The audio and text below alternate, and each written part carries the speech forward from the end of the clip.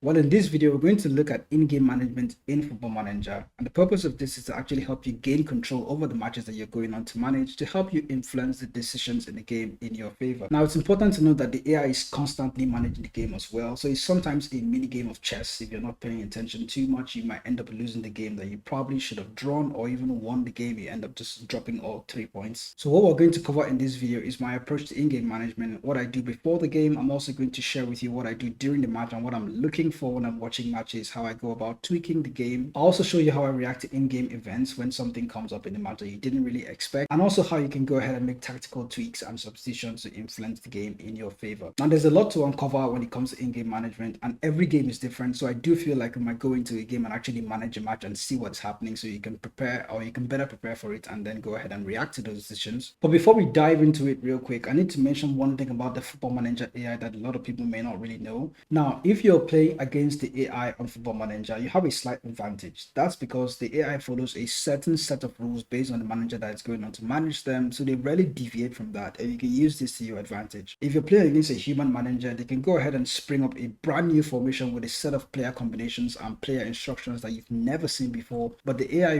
rarely do this, so this is your advantage. So I've thought long and hard about which save I could have used to show you this in-game management, and I feel the Long Eaton United save I currently have in the Vanarama National League North is the best example to actually use to do this, because we're not the best team in the land. If you go over to the competitions tab, go over to the Vanarama National League North, look at the season preview. We are predicted to finish in 22nd, but monetary wise, we're one of the worst teams in the league, but we've somehow managed to get ourselves in 8th place right now. We're sharing points with two teams above us, South Shields and AFC Telford. Maybe not Accrington Stanley, maybe a few steps ahead of us, but it's possible for us to get into the playoffs. But when it comes to in-game management, the first thing you want to do is to look at the opposition that you're going to play against next.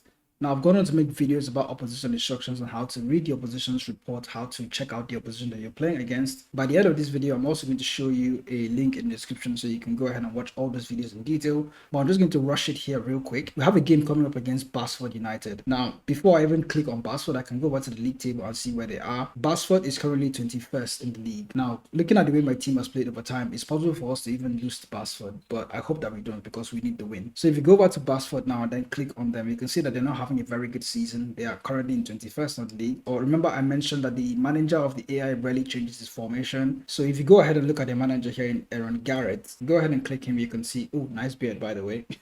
Aaron Garrett, manager of Basford, tends to only use a 4-2-3 formation to start games. When they're going defensive, they switch to a 4-2-3-1. And when they want to go attacking, they switch to a 4-2-4. So when I'm playing the game, this is one of the first things I tend to look for. Once I notice that the manager has gone ahead to switch his formation to any of these other two, I know that he has either switched to an attacking formation or to a defensive formation. So that's going to help me adjust what's going to happen during the game. So that's the first thing we normally do. So next is to look at their team reports and see what's happening for them. You can take a glance at their tactics screen and see who their players in the senior squad. We already have an idea that it's a 4-3-3. If you look at this Mitchell, you can hover your mouse over this small player profile head over here. It's going to give you the player attributes. Now, we don't have very good scouts, so we don't really have anybody that can tell us what to do. But acceleration for this guy, Mitchell is really fast. So you know that playing a high line against Mitchell may cause you a lot of problems. So we might have to adjust ourselves there, or at least just be ready for it. So we're here on match day against Basford United. We can head over to team selection, and this is the formation that I've been using all season. All the other formations did not really help us. The fact that we're 8th means that this was actually a good formation. We did quite well. And this is the way my players are going to set up. So I think I have everybody the way they're supposed to be. I can look at the opposition instructions, but like I mentioned, there's also going to be a video in the description for you to check out how to do opposition instructions. Right now, I'm going to leave it completely blank and get into the game like that. But normally I can look at the opposition's defenders and figure out who is the weakest defensive link in there, and I can go ahead and press. But you can see this guy, Lewis Brown, his composure is not very good. So I can choose to trigger press him. I just have that in the back of my mind that in case I want to trigger press somebody, he's going to be a very good guy to trigger press. Aaron White, on the other hand, has a worse composure than him. So it means that defenders are quite fragile, right? So we can go ahead and press them very high and then try to win possession from there. But let's just get into the game, because that's why we're here. Now you can see that the staff is giving me information about a player called Oliver Armstrong in the opposition's team. That is a player that I would want to always press. I can go ahead and accept this because it doesn't really cost us that much. I'm still going to watch the match to see if it's worth it to also keep pressing him. So we head over to the dressing room, and I like to obviously do the team talks by myself because it kind of helps us. We're not the very best team, so I cannot just leave it to random chance. So I tend to encourage my players all the time. You can see the assistant manager recommendation. That's also a good one. But I'm also going to tell them to try and have fun because we had a very, very good season. No reactions currently at the moment. But the main one I normally do is to get over to individually ask them, I trust that you can make me proud. That always gives us a green reaction. Trust that you can make a difference with that. Every time like clockwork, I tend to do this. So get about to kick off and then get once the game is in there. Now, I was currently on key highlights, but this is something I need to warn you when you're playing Football Manager and you're trying to understand the game in-game. It's advisable to play it on full match or comprehensive highlights if you're trying to see how your tactic is actually working. So I'm going to put it on comprehensive right now. And before we continue, it's important to know the skin that you're currently using. I'm currently using the FM24 Tito skin. This gives me a lot of information, as you can see on screen right now. I've paused the game. So we have the scoreboard, we have the match review, but I tend to look at the match stats page. There's something I also added to the match stats page in here. You can see the customize button. You can go ahead and customize it and then select something, that anything that you want, all the stats that you can go ahead and have in the match. Shots, XG, that's expected goals. I think expected assist is an option, I'm not sure. I can just go ahead and scroll down if I can find it. No, but there's progressive passes. But the one I do like to add if I'm playing a high pressing game is the OPPDA, which means opposition's passes per defensive action. That tells me how effectively we're winning the ball back from the opposition, or how well the opposition is keeping the ball from us. If our OPPDA is very high, it means that we're not getting the ball as often as we should and we need to tweak something, and the opposition is very good on the ball. If our OPPDA is very low, it means we're winning the ball as soon as possible. Make 2 or 3 passes, we can go ahead and launch and win the ball back. That's good for us. But those are all of the stats you can go ahead and turn on. There's passes completed, all this kind of stuff. I also tend to look at the match stats because that helps. I also go to the analysis screen. There's nothing going on right now, so we're going to allow the game to progress a bit and then we'll figure out what we can actually go ahead and look for. But right now, like I mentioned, when you're starting, I go with comprehensive highlights or even extended highlights just to get a feel about what is happening in the game. And then I'm just going to go ahead and play the match now. And just here, we can go ahead and pause it and see what's happening. I can see my shape. You need to see the formation quite well. As we've mentioned, the highlights you can use. Your camera settings is also very important. I'm currently using a 2D camera right now, but in case you don't like the 2D camera, you can go ahead and switch from the 2D camera to the other. There's another camera that's just as good, which is the sideline camera. So sideline also gives you something close to 2D, but it's in 3D. So you can see my back four. My right back is here, my center back, and then my left back is marking his own player.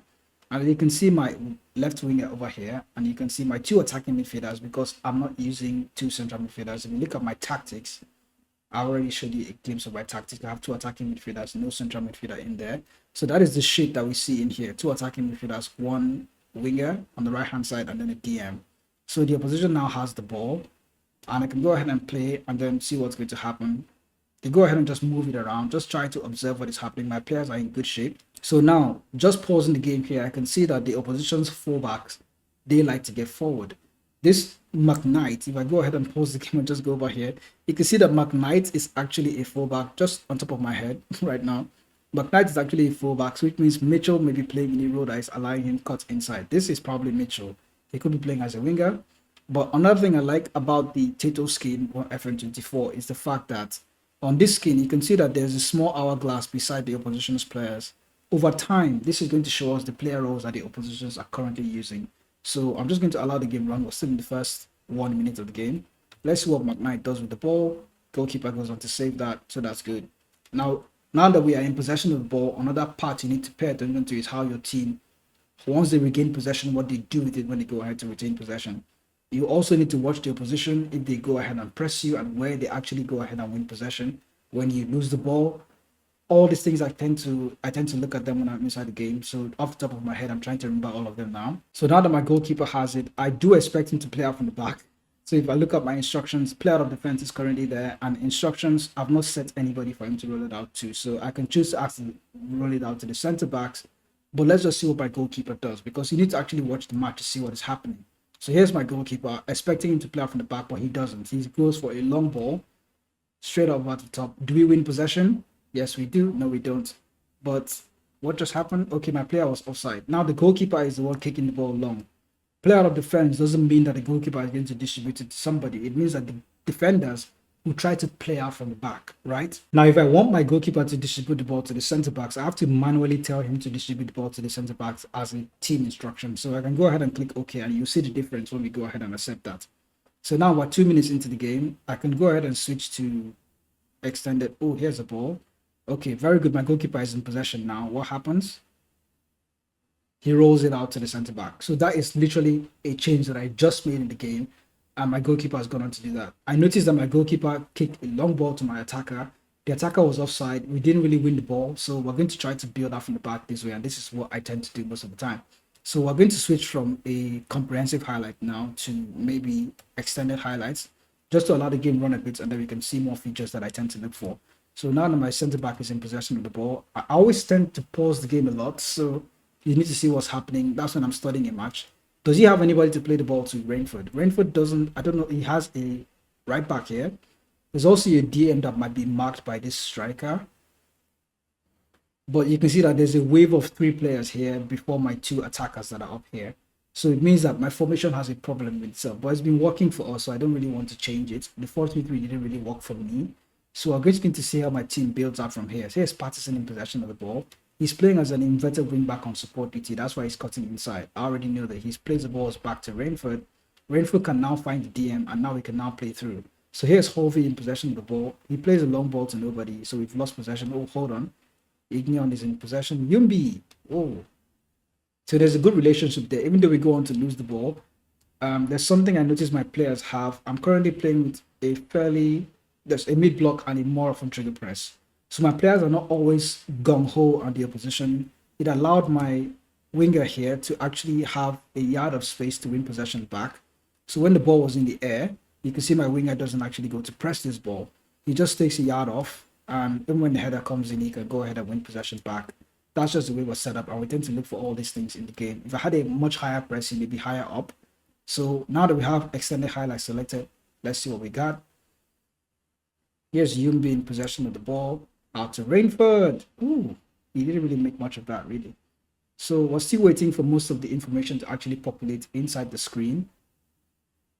Now there's a goal kick from the opposition. We go ahead to win the first header. Here's Vaughan out to Rainford again, out to Patterson. Now G. Through ball, please. Thank you. Now there's a reason why G goes on to play through ball. We've got a penalty. Okay, we can go ahead and have a little discussion here.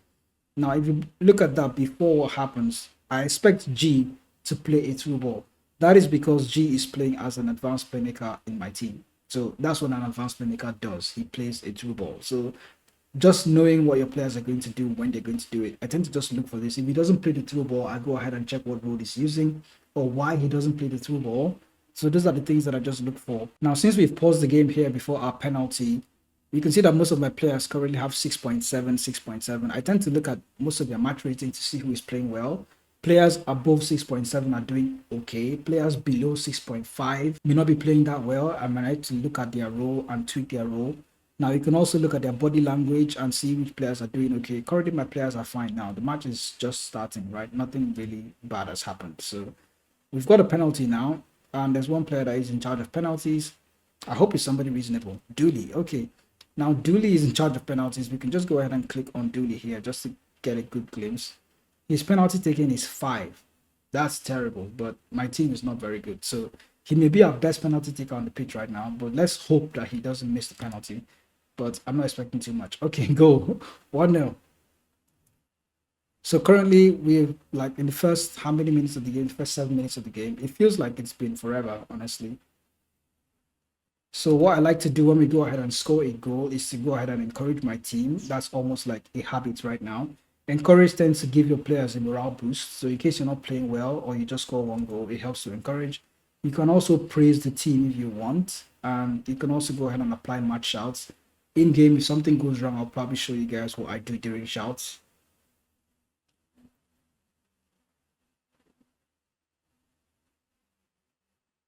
Yumbi with the through ball to Igion. Can he just finesse that? Ooh, he's missed. So now that we have a set piece, this is like the first 9 minutes of the game, and a lot has actually happened. You can see our set piece routines over here now. I have one player or two players on the near post, and the opposition has 1, 2, 3, 4, 5, 6 players in the middle of the pitch. Is why I like to have one player out wide and two players at the edge of the box, because the opposition tends to have a lot of players in the center like this. So I tend to look at their set piece patterns and see what's happening, see what's working for us. Another player has gone out wide to stop my player that came short. So there's the cross going on to the far post, and the goalkeeper claims it. The issue with the far post cross is that the goalkeeper tends to claim that very well. So if you notice the goalkeeper is always claiming your corners, just switch to maybe a near post cross or cross somewhere else. You may catch the opposition's goalkeeper off guard when you do that. So just to pause the game here, we can see that after like 12 minutes, the opposition's formation is in there now. We can see that Mitchell is playing as a winger. Plant, really? That's his name. Plant is playing as an inside forward, and then the Knight is playing as a Metala. Armstrong is playing as a central midfielder. You just get a glimpse of what their player roles are, so you can know how to adjust with them.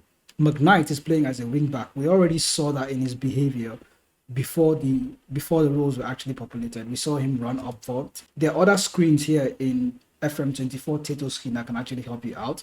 You can see the stats page. We're currently in complete control over this game right now, but we cannot just be too rash.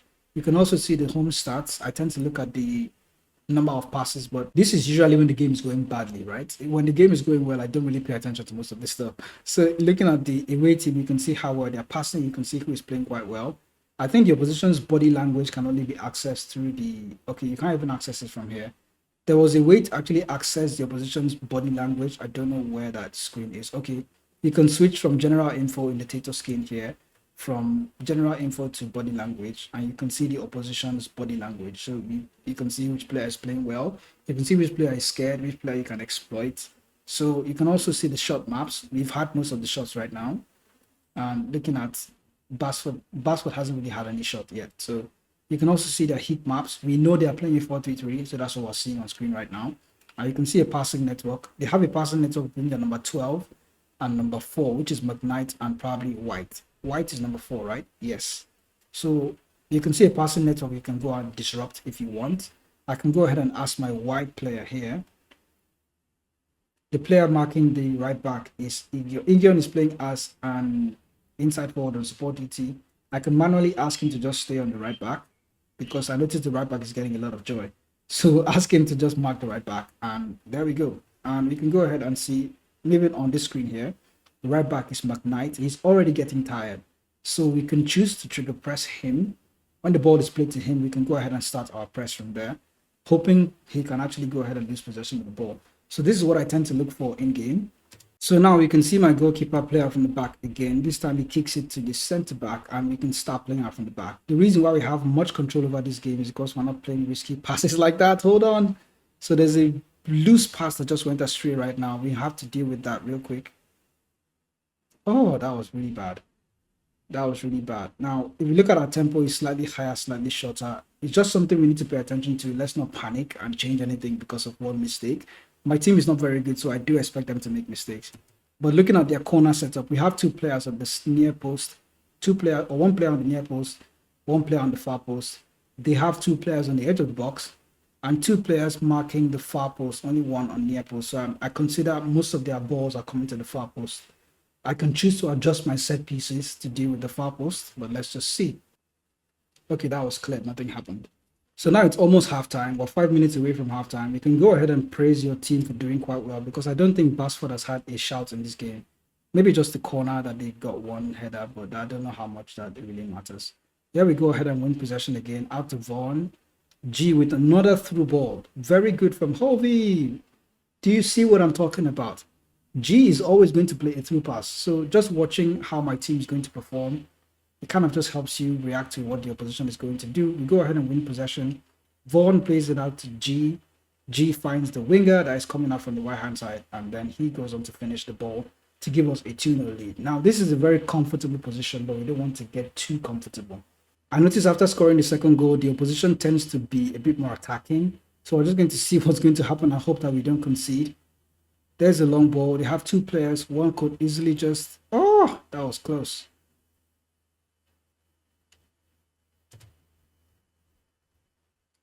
So I just paused the game here to check if they've changed their formation, and they haven't. They're still playing a 4-3-3. So it means they're still playing a balanced standard style of play. They're not attacking too much. They're not defending too much. So that's okay for us because everything is going in our favor right now. Here's Knight, ball out to Brown, headed away.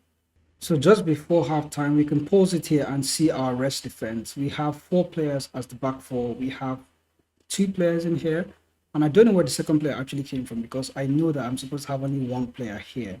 So here's Knight, and this is probably McGee. McGee is number 6. I don't know if this is my number 6. I can go ahead to the 2D screen now and just switch from sideline to 2D and see which player this is. Yeah, this is McGee. McGee is on support duty, so he's somehow getting back to help out the defense. So even though we have 1 DM in the formation, we somehow have 2 players protecting us in there. So here's G trying to drop back and cover that space. And then he tends to go forward again after this. He's basically in the back four right now, if you see G, wherever he is. So we have some rest defense in there, even though we're playing with a very light formation in the center. Hopefully we don't concede a goal from here. So because we have a mid block, we're kind of really cautious with the way we press the opposition. So we do get a chance to clear the ball. Hopefully we can finish the half in a 2-0 lead. Hopefully, nope, we do not. They go ahead to score a goal. So which is not so bad, I guess. We can find a way to actually react to this now. I do expect the opposition to always get a bit more attacking when they're playing.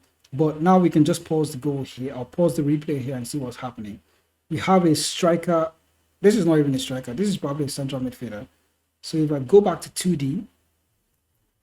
Okay, we're still on 2D classic. Where's the highlight? Change this to 2D. This player here is the number 9. So that's their striker. And then the player here is the number 10. So you can see that one of their midfielders is actually getting forward and attacking our space. And for some reason, my number 15 has been dragged out of position. Okay, that's my DM.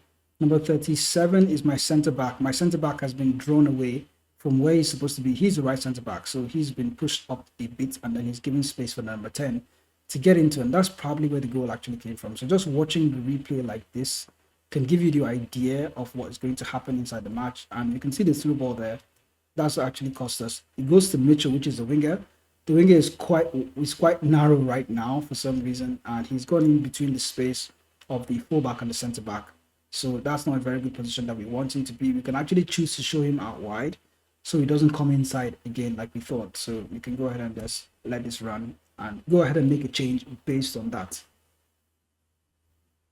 So we have our changes in mind, but let's look at the dressing room and then try to give the players some encouragement. They are not the best team in the land, but they've done superbly well, and I'm super delighted. I'm going to ignore what the assistant is saying and just give my players a huge pat on the back because they played so well. Now, before then, we're going to go into the opposition instructions and then figure out that winger. The winger is supposed to be marked by this guy, Golden, and we can just switch Golden from playing as an inverted fullback. Okay, I think I'm going to leave that role as inverted fullback.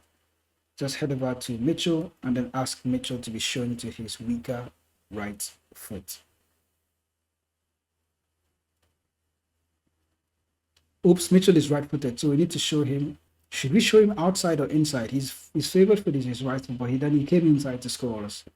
So what I could actually do here is to maybe uncheck this option and then go over to team instructions and then go over to out of possession and ask my team to trap the opposition outside. Once the opposition is trapped outside, I know that I can expect Mitchell to be far wide and not come into the box the way he did. And in this second half, we mainly focus on tactical changes and substitutions because that's where most of this stuff actually goes on to happen. Let's go ahead and just jump into the game. Yumbi goes on to recover possession there pretty well. He plays the ball out to Igion. Here's a chance in space. Could you just square the pass? Now, if you look at what just happened right now, you can go back just a few steps, let's say 10 seconds backwards and just hit the play button here. Igion is in space, right? And there are 2 center backs blocking my number 11 and my number 6 from getting the ball. But he just makes a yard of space. My number 11 doesn't actually get into the box. That's my striker. My center forward is right behind my attacking midfield, my advanced playmaker, sorry, which is weird. So there's a weird situation here. You can't actually play the pass into these players here, which is what I want him to do, to just create a tap in. My striker, for some reason, is just close to the penalty spot. He doesn't really run forward, and I don't know why. So he could just play a square pass to him, but then my striker probably wouldn't have reached the ball. So if I want to go ahead and change something here, it will be to look at my striker's player role and then see what's actually going on. So if you go ahead to tactics and see Vohon, he's playing as an advanced playmaker. He runs with the ball through the center, he knocks the ball past the opponent. But for some reason, he didn't get into the box there, and I don't know why what the problem was. But in order to encourage my winger, which was Igion at this point, he's currently marking specific position, but I can go ahead and edit that instruction and tell him to cross or to shoot less often, first of all. I can go ahead and change his role to play as a winger and ask him to cross the byline. So that way he's going to get all the way up, knowing that he's going to play a tap into somebody in the penalty box. It could be any of these players, either my shadow striker or my advanced playmaker or my striker that is getting into the box. That is something I want to happen. I can go ahead and make that happen. So currently we're playing with a positive mentality. The game is 2-1. It's finely balanced. If I want to go ahead and be a bit more defensive, you can start by changing player roles from attacking runs to supporting roles to allow them to be a bit more defensive, but know that you're sacrificing an element of attack to actually be a bit more defensive. But that's usually how I normally start. I start from tweaking player roles. Changing the mentality is something that happens a lot later in the game. But just going ahead to watch to see what is going on. Armstrong is in possession now, and I have 3 players in the middle of the box. The opponent also has 3 players, but they're quite behind my center backs or my defenders. So let's see what happens here. Armstrong doesn't get past his man. Number 18 here is my winger. So here's my winger doing a job defensively, right? Before we even ask him to play on support. He goes ahead, doesn't really win possession that much. They go ahead to make the cross and then have the header. But my winger goes ahead to at least attempt to defend in that situation. My goalkeeper in this sense could still play out from the back. That's what he does. I might have to sacrifice playing out from the back here and try to just hoof the ball forward and see what happens since the opposition is already tiring out. We've lost possession there. Igion has gone on to lose possession. Now Mitchell is bombing forward. He's also creating chances. So we can go ahead and tweak something here to stop that situation from happening on the left-hand side. Here's Vaughn, takes a shot, makes it 3-1. So now we're currently comfortable. Quick set piece goal, pass to the striker, and then the striker goes ahead to hit the shot into the back of the net. Yumbi was the one taking the free kick. Ooh, what just happened there? Vaughan just taps it home. There we go. So if I want to go ahead and consolidate this lead or try to defend this lead and make it a bit short for myself, something I would advise you not to do when you're managing games is to randomly switch the formation to something else that your players are not used to. Now, I've done that many times in this save and I've gone on to concede. I've changed to a 4-3-3 from this formation. It didn't really work out that well. So what I tend to do is to keep the formation the way it is and then just tweak some player roles, right? So we have a few players now on support duty. Igion is also on support. I think I'm going to just leave him that way. The next thing we can do is to change the mentality from positive to balanced, but that may be going too far for me. What I like to do is to drop the tempo a little bit, just from higher tempo to just slightly, let's say slightly lower tempo to try and get a bit more control over the game. So that's what we're going to do. Time wasting, it's too early to push it from to sometimes. So let's just, okay, we could try that, make it sometimes and just go ahead and click confirm. This is a drastic change we're going on to make. None of my players have gotten a red card yet. I did want to speak about that. But since we've not yet gotten there, in case you have a red card, you want to bring on a player that is slightly more defensive. But if the opposition goes ahead to get a red card, you want to go ahead and bring a player that is slightly more attacking to try and exploit their numerical advantage or their numerical disadvantage. So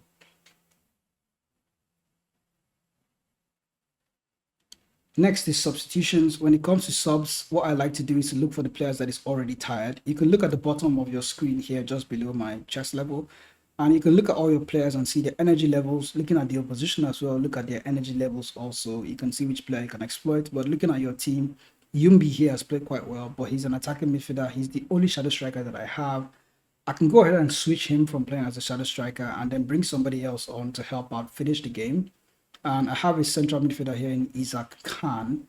This is going to be a big risk that I don't normally take, but let's go ahead and try just for substitution's sake.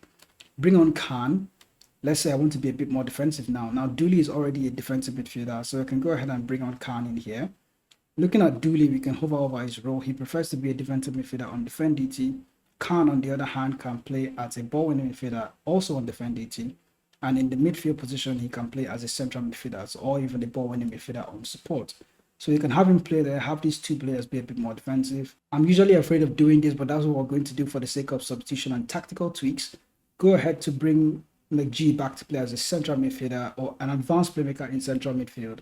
And then ask Ejion to go back and play as let's say instead of inside forward, ask him to play as an inverted winger this time around. Just to help us see off the game, I can take off Patterson. He's been one of my good players, to be honest. But we're going to take a huge risk and take him off, and then bring back a fullback on defend DT. and just have him in there to just show up the team in Madison. Madison going to play as a fullback on defend duty. Now I can go ahead and switch it from positive mentality to balanced mentality. Since I'm still using balance, I might want to keep Madison on support duty and go ahead and push it forward. The reason why I didn't stick Madison on defend is because I'm not playing too defensive. So I just want to have a balanced approach. That's why I still have him on support. If I was going ultra defensive or defensive, I would have had him play on the defend duty. So here's Madison, still plays the ball to Hovey. Hovey out to Madison again. Madison has lost possession, but he starts tracking back almost immediately and wins possession of the ball for us. Here's Vaughn. Wonderful. How about that? How about that? So straight away, Madison contributes to the second or to the fourth goal of the game. So here's Madison. Armstrong is in possession for the opposition now. He thought he's in possession. He thought he could start a counter attack. He does play a pass to start a counter attack, but as the ball goes forward to their, who's Evans? Evans is that their striker? Evans is their center forward. So their center forward is in possession, but Madison is on in almost immediately. So he goes ahead to win possession of that ball, duly recycles it out to Khan and out to Vaughan. So the substitutions that we went on to make helped us score the fourth goal in the game to try and seal off the game completely. So we're doing quite well here. Good by Madison, out to Dooley, out to Khan. Almost immediately, we're in and goal, and Vaughan makes it 4-1. Now, it's sad that the AI hasn't gone on to make any changes so far to try to be a bit more defensive or a bit more attacking. What I tend to do in that sense, if they went on to switch to a 4-2-4, I would know that they're going attacking. If they went on to switch to a 4-2-3-1, I would know that they're going a bit more defensive, but they haven't done any of that, and we've gone on to completely dominate the game just by managing it a bit better than they did. So here's Golden out to Khan. We were expected to actually win this game. So there's Hegan. Ooh, saved by Cahill. Finishing off the game as it is. I think 69th minute, we can't really go about losing this as it is. But at this point, you can go ahead and just control the game and then see how we can finish it up. Okay, Vaughan has gone on to get goal number 5. Is that allowed? Okay, goal disallowed. That's sad. At this point, I go ahead to praise my team and do a bit more shouts. You can encourage the team to waste time now. We're already wasting time sometimes. Just bring a lot of slow tempo into the game, short passing, low tempo, just make the game boring for the opposition.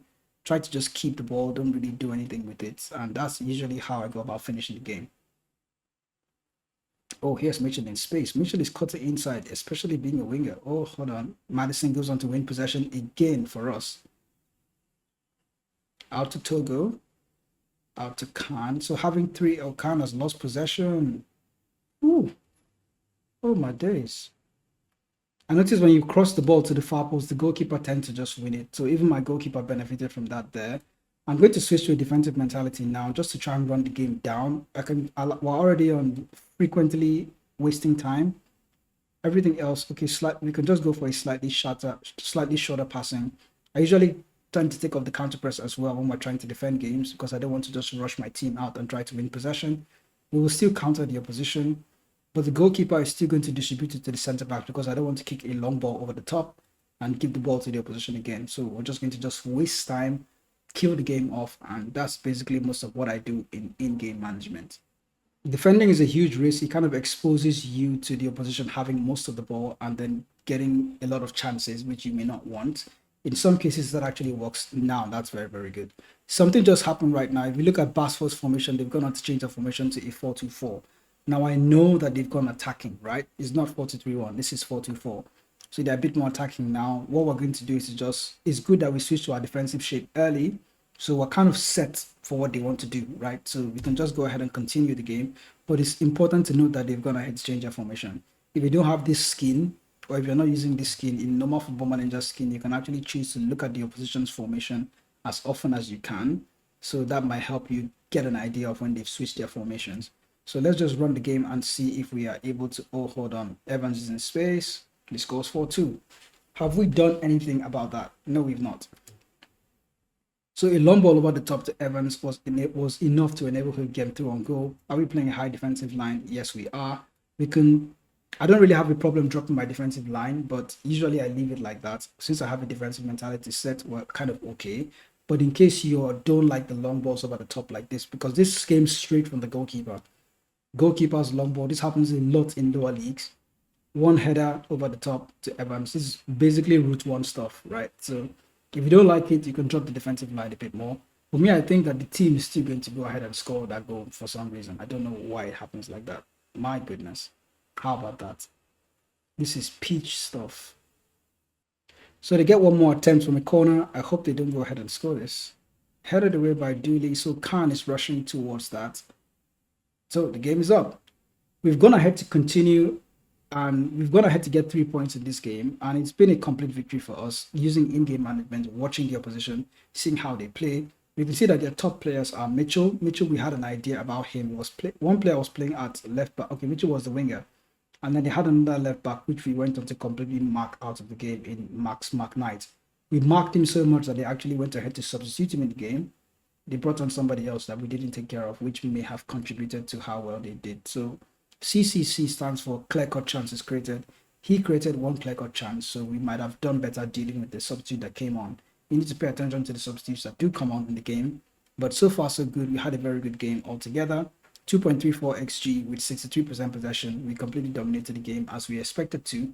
And hopefully we've covered most of what I do during in-game management to actually help me get better results in the game. And this is what I've been doing all season. So we've gotten our 3 points now. Hopefully we're slowly creeping into the promotion places, and we'll be able to compete with the other teams that are at the top. Oh, nope, we're still 8. Everybody is still at 66 points. But anyway, we tried. Thanks for watching. I'll see you in the next video.